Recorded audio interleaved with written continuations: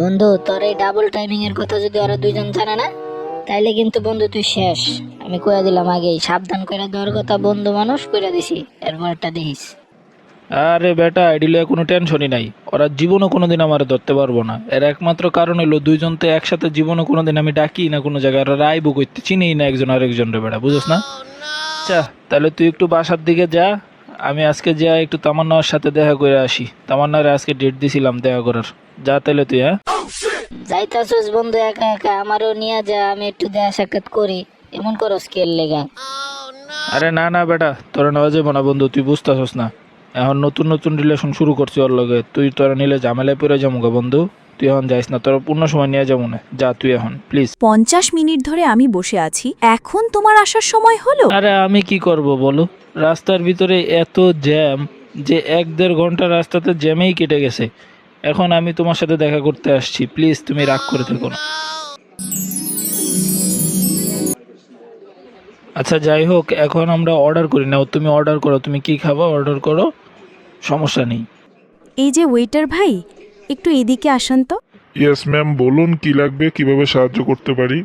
ভাই, আমাদের 2টা কোল্ড কফি দেবেন, একটু তাড়াতাড়ি। ওকে ম্যাম, আমি নিয়ে আসছি। আসলে তোমাকে একটা কথা বলার ছিল। কিভাবে যে বলি আমি। আরে, এত আমতা আমতা করছো কেন? বলে দাও, আমার কাছে আবার কিসের লজ্জা? আমার আসলে 1020 টাকা লাগতো। তুমি কি আমাকে একটু হেল্প করতে পারবে 1020 টাকা দিয়ে? আরে এই ব্যাপার, আমাকে বললেই তো হয়, পাগল একটা। এই নাও টাকা। তাহলে আজকে আমি উঠি। হ্যাঁ, আমার আসলে আজকে সময় নেই। আমি অন্যদিন তোমার সাথে অবশ্যই দেখা করতে আসব। আমি আজকে একটু কাজে পড়ে গেছি। হ্যাঁ, আজকে একটু উঠি। এই তোমার 10 মিনিট আমাকে 1 ঘন্টা যাবৎ বসিয়ে রাখছো। যাও, তোমার সঙ্গে কোনো কথা নেই। আসলে তোমাকে যে আমি কিভাবে বলি বিষয়টা, আমি খুবই আসলে দুঃখিত। আমি জানতামও না যে এতটা দেরি হয়ে যাবে। আসলে রাস্তায় প্রচণ্ড পরিমাণে জ্যাম ছিল, যেটা আসলে তোমাকে বোঝানোর মতন না। আচ্ছা যাও, এবারের মতো মাফ করলাম, পরের বার কিন্তু কোনো অজুহাত মানব না, বলে দিলাম। তোমাকে আমার একটা কথা বলার ছিল। আমি আসলে কিভাবে বলবো সেটা বুঝতে পারতেছি না। আমার হঠাৎ 50,000 টাকার খুব প্রয়োজন পড়ছে, বুঝতে পারছো? আমি কারো কাছ থেকে আসলে সাহায্যটা পাচ্ছি না। তুমি কি আমাকে সাহায্যটা করবে? আমার খুবই দরকার ছিল। আচ্ছা, এতে এত লজ্জা কেন পাচ্ছ? আমি চেক লিখে দিচ্ছি, তুমি উঠিয়ে নিও। তুমি আমাকে কি হেল্পটা যে করেছো সেটা তোমাকে বলে বোঝাতে পারবো না আমি এখন এই মুহূর্তে। তোমাকে অনেক ধন্যবাদ সুইটহার্ট। তোমার যখনই টাকার দরকার হবে তুমি আমাকে বলবে, বুঝেছো? কোনো লজ্জা করবে না।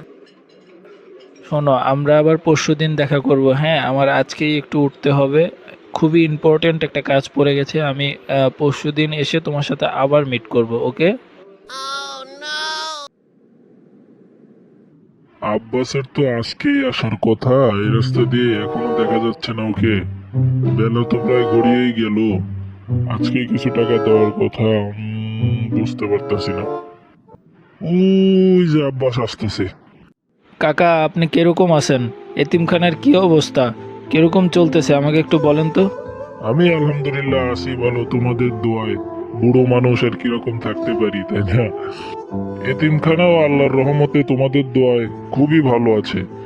2-4টা স্টুডেন্ট নতুন আসছে, ভিতরের রুমে থাকতে একটু কষ্ট হচ্ছে। তোমাকে 50,000 টাকা দিতে বলছিলাম, তুমি কি সেটা এনেছো? দিতে পারবে বাবা?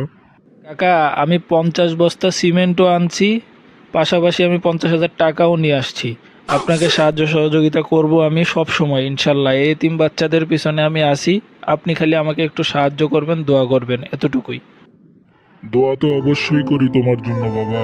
এই এতিম বাচ্চাদের যেই পরিমাণ সাহায্য তুমি করতেছো, তার ফলশ্রুতিতে তুমি আল্লাহর কাছে অনেক উপরে উঠে যাবা। তোমার জন্য অনেক দোয়া রইল। আজকে তোমার কোনো টেনশনই নেই। আমি 5-7 ঘন্টাও থাকতে পারবো আজকে, অনেক ফ্রি আছি। ঘটনা কি, অন্যদিন ডাকতে ডাকতে গলার ফেপসা উঠে যায়। বাহ বাহ বাহ, কি চমৎকার! এটা আমি কি দেখছি? কিভাবে পারলে তুমি এটা করতে আমার সঙ্গে? 2টা বছর আমার সঙ্গে রিলেশন ছিল তোমার। এই মেয়ে কে তোমার সঙ্গে? আর ওর সাথে তোমার কিসের সম্পর্ক বলো আমাকে? কি হলো, চুপ করে আছো কেন? এই মেয়েকে বলো, আমি কি হই তোমার? না আসলে তোমাদেরকে কি বলবো আমি বুঝতে পারতেছি না। থাক, আমি বুঝে গেছি, তোমার আর কিছু বলতে হবে না। কিভাবে পারলে এটা করতে? কতগুলো টাকা নিয়েছো আমার থেকে। আমি পুলিশ ফোন করতেছি, দাঁড়াও। এই যে আপা, আপনিও পুলিশকে ফোন করুন, ওকে উচিত শিক্ষা দিতে হবে। ঠিক বলেছেন আপা আপনি, আমি এখনই ফোন করছি পুলিশকে। ওর একটা শিক্ষা হওয়া দরকার। এই দাঁড়ান, আমার বন্ধুকে দোষ দিচ্ছেন? ঠিক আছে, আমি মানলাম আমার বন্ধুর দোষ আছে, আপনাদের থেকে ভুল বোঝাবুঝি করে টাকা নিয়েছে। কিন্তু আপনারা কি এটা জানেন আমার বন্ধু এই টাকা নিয়ে কি করেছে? ও মহৎ কাজ করেছে আপনাদের এই টাকাগুলো নিয়ে। ও একটি এতিমখানা দিয়েছে এবং সেই এতিমখানার যত এতিম বাচ্চা আছে, সকল এতিম বাচ্চাদের যত দায়ভার আছে সব ও নিয়েছে, খাওয়া দাওয়া থেকে শুরু করে সব কিছু। এখন আপনারাই বলেন, ওকে কি ক্ষমা করা যায়? ওকে কি মাফ করে দিবেন? ওরা যদি মাফ করে দেন তাহলে আমি ওকে এখান থেকে নিয়ে যাব, আর না হলে আপনাদের কথা অনুযায়ী ওকে আমিই পুলিশে দিয়ে দিব। এখন আপনারাই বলেন কি করবেন। যদি এটা সত্যি হয়ে থাকে তাহলে আমার কিছু বলার নেই। আমি মাফ করে দিলাম, ওকে আমার সামনে থেকে নিয়ে যান। আমার রাগ উঠতেছে। আপু, আপনি ওকে মাফ করে দিয়েছেন তো? ওকে মাফ করে দিন প্লিজ। আমাদের বললেই হতো, এগুলো তো ভালো কাজ, কিন্তু আপনার বন্ধু কাজটা ঠিক করেনি। আপনি বলছেন তাই মাফ করে দিলাম। আপনাদেরকে অসংখ্য ধন্যবাদ আমার বন্ধুকে ক্ষমা করে দেওয়ার জন্য।